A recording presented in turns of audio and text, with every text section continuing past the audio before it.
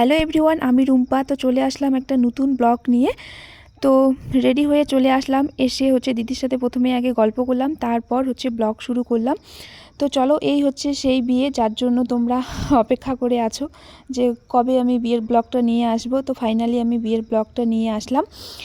তো আমার পেজে যারা প্রথম তারা আমার পেজটাকে ফলো করে দিও। আর এখন আমরা চলে যাব স্টলে, আর স্টলে প্রচণ্ড ভিড়। তো ফাইনালি দাঁড়ানোর পরে ফুচকা খাচ্ছি।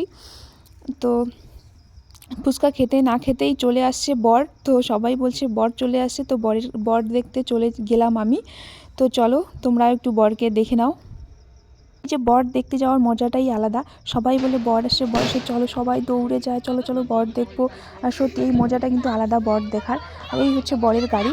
আর একটা জিনিস, যখন বর আসে আর কি, এই গাড়িটাকে 1 ঘন্টা 2 ঘন্টা ধরে সাজায়, কত সুন্দরভাবে সাজিয়ে নিয়ে আসে।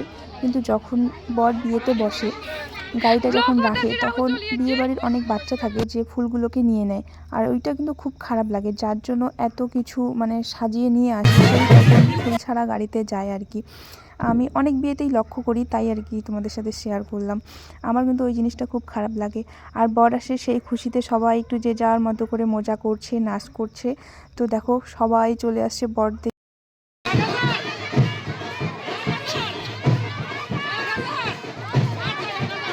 ছুটে তো বর দেখতে চলে গেলাম, বর দেখা হয়ে গেল, তারপর মনে পড়লো কনের কথা। চলো তো গিয়ে দেখি কনে কি করছে। তো কনেকে এসে বলছি, তোমার বর চলে আসছে, তোমার অনুভূতি কেমন বলো।